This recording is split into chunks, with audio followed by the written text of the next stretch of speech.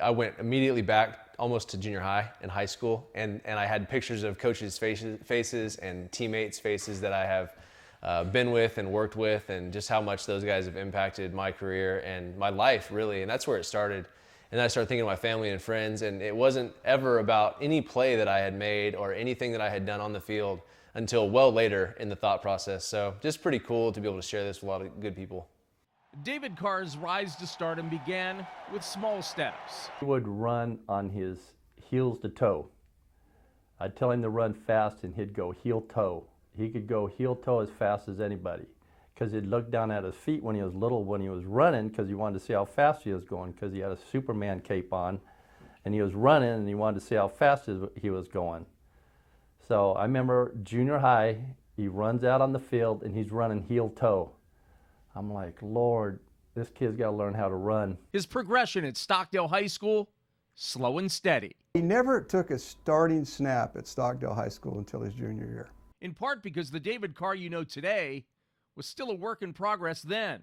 It all began with a meeting between David's father, Roger, and head coach Mark Hance.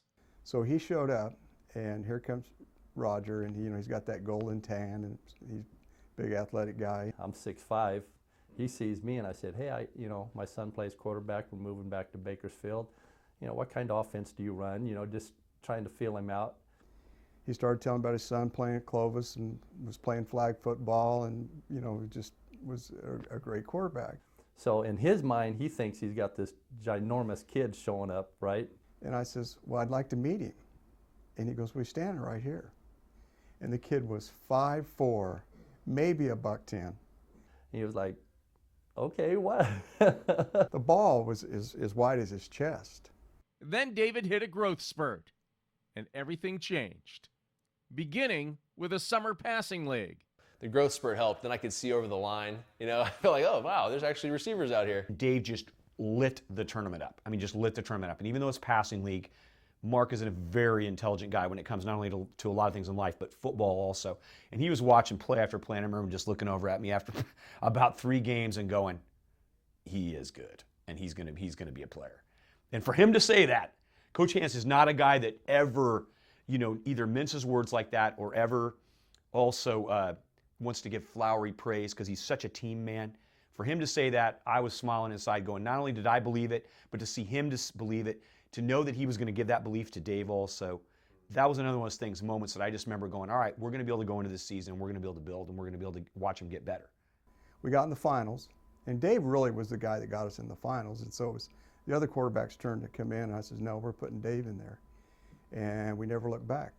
Carr was showing signs of potential right away. His junior year, again, you saw him start from a guy who was solid and had worked really hard to, by the end of the year when we played in the playoffs, was already, in my opinion, a guy on his way to being a Division I player.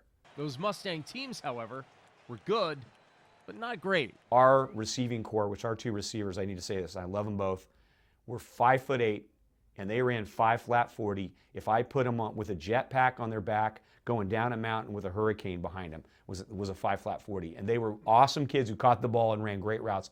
But he took us to that level with 0 speed out there. You could have a time-lapse photography and said, the first day, the last day, and you go, there's no way that's the same kid.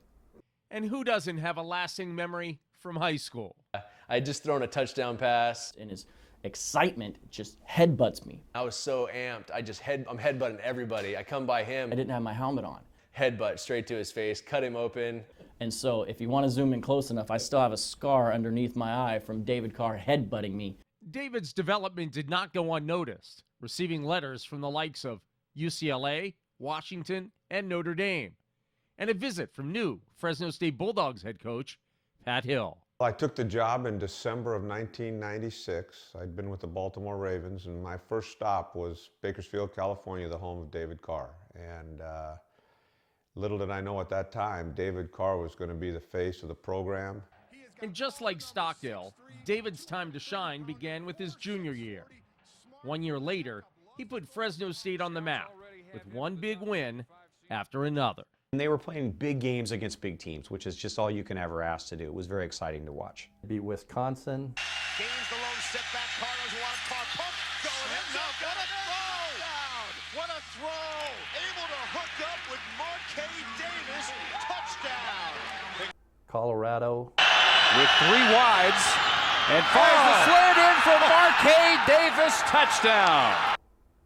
And Oregon State. What he did for our program was something short of spectacular, because at that time, Fresno State was not recognized on the national stage. David brought it to the national stage. It was a special time, man. It put Fresno State on the map. I really believe that the players on that football team realized that when you have a special quarterback, the team understands that you have a chance to win every time you line up, and not many teams can say that. Our football program, during the year of 2001, we felt we could play with anybody in the country. The unbeaten Bulldogs climbing to 8th in the national polls, and David landing on the cover of Sports Illustrated.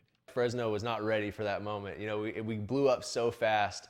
I'd go in there and people just have Sports Illustrated and want me to sign them, and they want to talk about football, and I'm trying to listen to my philosophy teacher, and it was just impossible. He would finish the season first in the nation in passing yards, 4,308, and touchdowns, 42. How much those people in that, and really the Valley, loved him. And that's really one of the reasons, the main reason why I wanted to go to Fresno. Watching him and what he did there, I wanted to go finish what he started. The honors began piling up. WAC Offensive Player of the Year, winner of the Johnny Unitas Golden Arm Award. Certainly deserving of the award. You've had a great season, a great 4 years actually that you've been there, and we certainly do appreciate you and your family coming down to receive the award. And 5th in the Heisman Trophy balloting. You know, he'll say otherwise, but he's the best player to ever play at Fresno State. He is, hands down. Without him doing what he did there, I don't know where that program would be, honestly. The Pro Scouts took notice, as David was the #1 overall pick of the 2002 NFL Draft, selected by the expansion Houston Texans. And on top of being a first pick in the draft, you're the first pick of a franchise. For a rookie, he's the best quarterback I've seen. He's got my vote for the starter. He's got one heck of an arm. David's really cute. He's gorgeous and he has a great arm. He's come in here, he's worked hard, he's done all the right things, he signed a bunch of autographs, and he never blows anybody off. I'm thoroughly impressed with the guy. Great first pick, people's person, real class act. To be in that situation is crazy, you know, because the first time we did anything in Houston was the first time that had ever happened, like landing on the moon. I mean, the Texans just showed up in Jacksonville for their first game ever, you know, so it's like everything was blown out of proportion, but it was great. I got some great friends from that team, great experiences. It was a lot of fun, but there's some tough times too, because man, the NFL, it's hard. It's hard to win football games. His NFL debut, a win over the tradition-rich and in-state rival, Dallas Cowboys. Dallas Cowboys, my favorite team growing up. I'm gonna go play them, and we beat them, and I'm like, we're going to the Super Bowl. That was definitely not the case. So we found out the next week we played San Diego. Junior Seau is, I'm pretty sure part of his jersey is still on my jersey from that game. He hit me so many times, probably got sacked 10 times in that game, and that was reality. Reality check of the NFL was that second week. And the hits kept on coming and coming. He was sacked an NFL record 76 times his rookie season. I did not know the beating he was going to take. That was tough, and because that's your son, and sometimes you always look at your son as a 12-year-old, not when he's a grown man. You still think of him, you know, I got to take care of my boy, right? 40-something sacks in your first 100, 1 out of every 4 of your first attempts is brutal. They're brand new.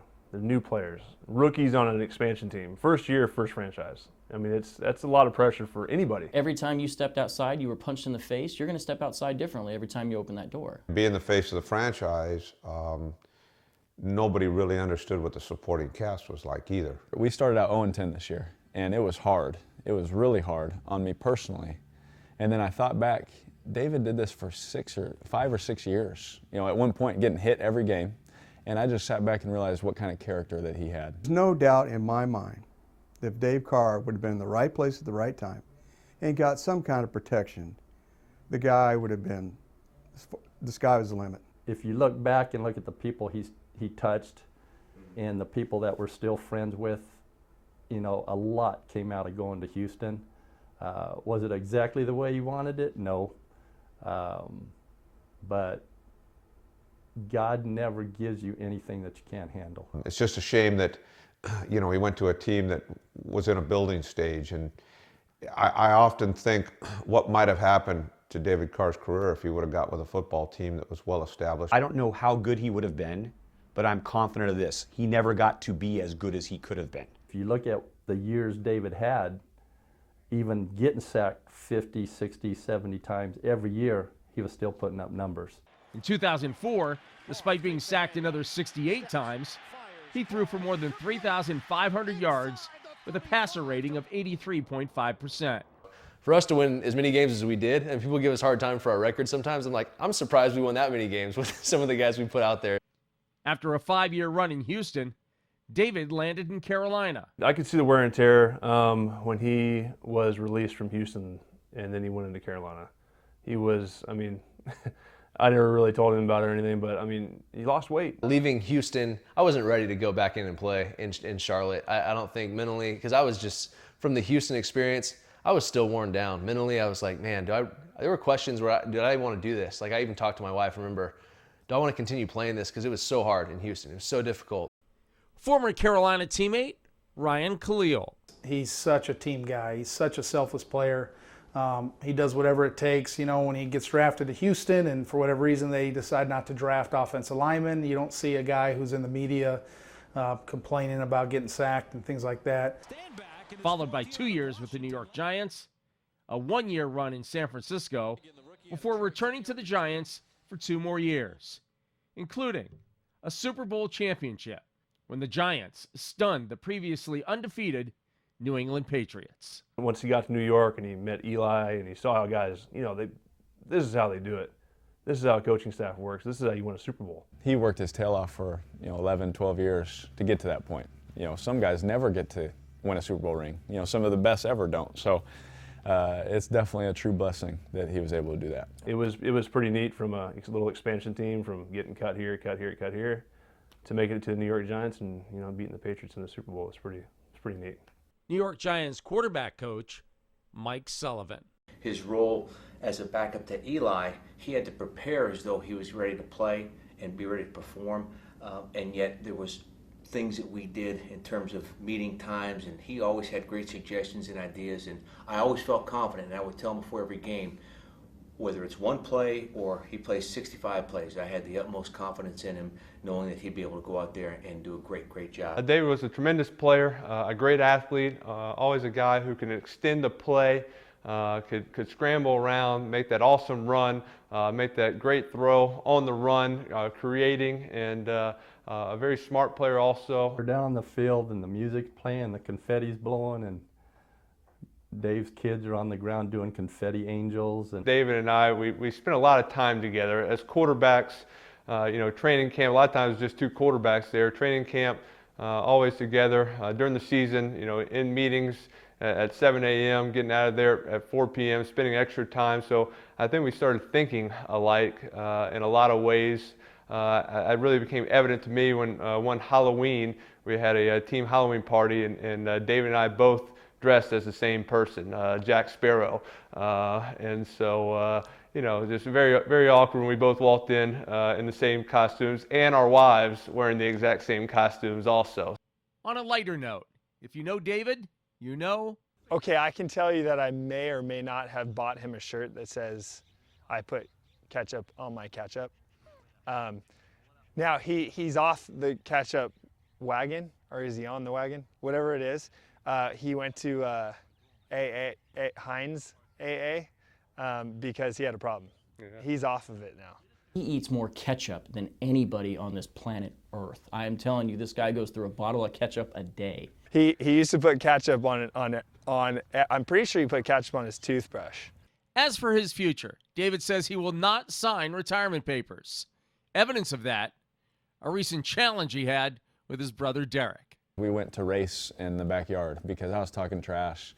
I broke the quarterback 40 record at Fresno State, and I was like, well, I think you went to Fresno State before me, so that would make me faster. I decided that the only way to find out is to race. We went in his backyard. And we want to run 40 yards because that's the official measure of a quarterback and a football player is 40 yards. Well, the only problem is my backyard is only 41 yards wide. We ran, And we both didn't want to lose so bad that we ran full speed into the wall.